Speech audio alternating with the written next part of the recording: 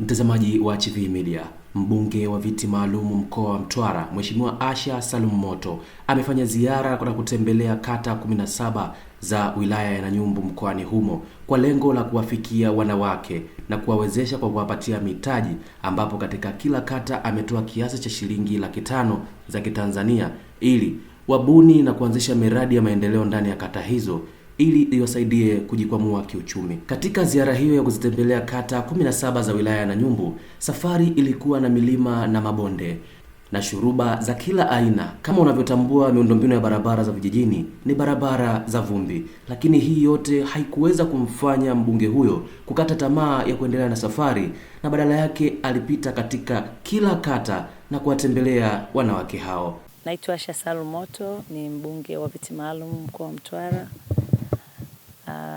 Nimekuwa na ziara ya kikazi ya siku 2 wilaya ya Nanyumbu, na leo ni siku ya pili nahitimisha ziara yangu. Nimetembelea kata 17 za wilaya hii ya Nanyumbu kwa lengo lile la kwanza kusalimia wanawake, lakini kuangalia namna gani ya kumuunga Daktari Samia Suluhu Hassan mkono kwa hamasa yake ya kuwawezesha wanawake kiuchumi.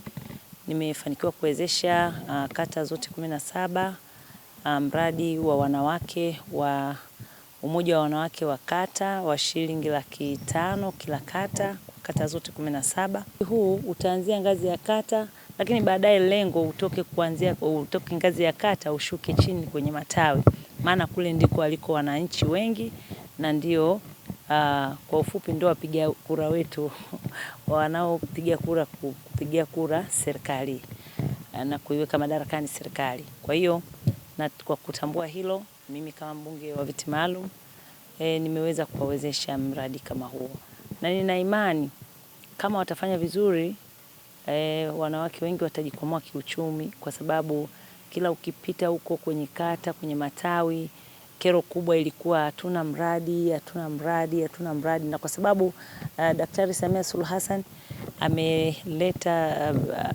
ametupatia kila halmashauri ametengea hela 4% kwa ajili ya wanawake. Kwa hiyo ninategemea kwamba hii niliyoitoa mimi itaenda kuwasukuma, itaenda kujazia, na nimeendelea kuhamasisha wanawake wajiunge na vikundi mbalimbali ili waweze kupata mikopo hiyo ya 4% ili waweze kujikwamua kiuchumi. Nimetoa hamasa kwa sababu baadhi ya wanawake wengi kule chini hawana uelewa mzuri zaidi. Kwa kutumia maafisa maendeleo ya jamii wa kata, nimewaomba waendelee kutoa elimu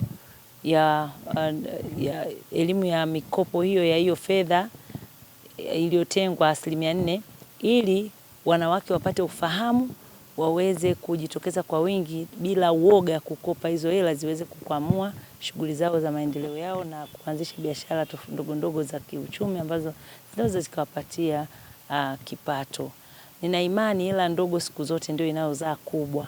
Kwa hiyo hata kama wanaweza wakapata mikopo ya 500,000, milioni, kama watatumia vizuri fursa hiyo, maana yake ni kwamba itaenda kuwakwamua, watatoka zaidi. Tunataka wanawake wafurahie maisha na wao wawe matajiri kuanzia chini kupanda juu, kwa sababu hakuna aliyeanzia juu, wote wametoka chini wamepanda juu. Kwa hiyo baada ya miaka 20 mpaka kufikia 2050 tunategemea wanawake wengi wawe matajiri na waweze kujisimamia wenyewe kutoka huko kwenye grassroots ambako kimsingi tunawategemea sana wanawake hao. Zipo changamoto kwanza ya uelewa wa mikopo hiyo. Wanahitaji kupata semina, wanahitaji kupata mafunzo ya namna bora ya hiyo mikopo. Lakini changamoto nyingine, NIDA imekuwa changamoto kubwa sana. Yaani kila nilikopita, manake mpaka sasa nimeshatembea kata 50. Kata zote nilizopita wanawake wana changamoto ya NIDA. Niombe serikali hususani NIDA waweze kushuka chini, washuke kwenye mawilaya, washuke huko kwenye makata, ikiwezekana watafute njia nyingine bora zaidi ya namna ya kuwafikia wanawake hawa, ya namna ya kuwafikia vijana, ili hii mikopo ambayo tayari tumeshaitangaza sisi kama viongozi na wamefanya awareness iweze kuwafikia na wananchi waweze kuhamasika zaidi kupata hiyo mikopo. Lakini sasa wanapata changamoto, watu wamejiunga vikundi, wamehamasika, wakati mwingine wanapeleka andiko lao, wanaambiwa changamoto ni NIDA. Wakirudi wanakuja wakati mwingine wanafuatilia NIDA, wanakuambia NIDA mpaka wanapangiwa muda, yani wanakaa kwa muda mrefu, unakuta hawajapata hiyo NIDA. Na wengine wakuta wamejiandikisha NIDA lakini bado hawajapata vitambulisho wala namba. Kwa hiyo imekuwa ni changamoto kubwa sana. Kwa kweli tuna kila sababu ya serikali sasa kujipambanua zaidi, maana sasa hivi maisha ni NIDA. Unataka kupanda basi, unataka kuhudumiwa, unataka kupata mkopo, unataka kufanya shughuli yoyote ile, lazima uwe na NIDA. Sasa kama tutaenda kwa mtindo huu wa hii changamoto isipotatuliwa, changamoto ya NIDA, maana yake ni tisha wajitokeze wapande kiuchumi, bado tutakuwa dormant, hatutaweza kusogea mbele. Yeah.